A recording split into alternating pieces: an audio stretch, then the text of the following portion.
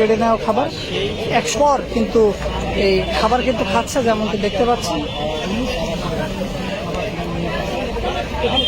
তারা বলতেছেন যে পিকেটিং এর খাবার, কিন্তু এই যে সেগুনবাগিচা হাই স্কুলটা আছে না, হাই স্কুলের পূর্ব পাশেই আমাদের যে অনুষ্ঠানটা ভিআইপি মেস, সেই স্যারের ছেলের ঘরের নাতিন হয়েছে, সেই নাতিনের খাবারের আকিকার অনুষ্ঠান, এবং সেই বিল্ডিং এর সমস্ত যারা ভাড়াটিয়া আছে সবাই জানে যে আকিকার অনুষ্ঠান।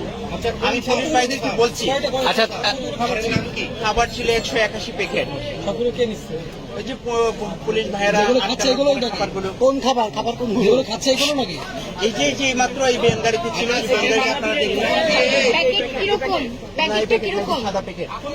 আচ্ছা, আপনার খাবার পুলিশ খাচ্ছে এরকম নাকি? জি বলেন একটু, আপনার খাবার পুলিশ হ্যাঁ হ্যাঁ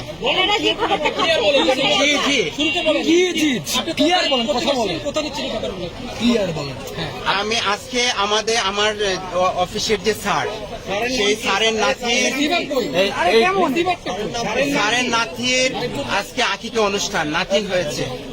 কথা বলতে হ্যাঁ, আকিকা অনুষ্ঠানের খাবার নিয়ে আমি পুরান ঢাকা থেকে পুরান ঢাকা থেকে এসেছি। আসার পরে এখানে কোথাও আমাকে আটকানো হয় না। খাবার ছিল 181 প্যাকেট খাবার।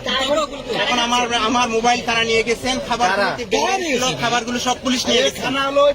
পুলিশ খাবার আনছে, এই মিছিলিতে লোকের খাবার দোকান দিচ্ছে। স্যার মিছিলের কি না সেটা তো আমার মালিককে ফোন দিলে জানতে পারতেন। আমার মালিকের নাম ইসরাফিল সাহেব। এই যে সেগুনবাগিচা হাই স্কুলের পূর্ব পাশে যে বিল্ডিং ভিআইপি মেসে, এবং আমি একটা পত্রিকার সাথে জড়িত আছি, সেই পত্রিকার নাম হচ্ছে অপরাধ তথ্যচিত্র, সাপ্তাহিক পত্রিকা।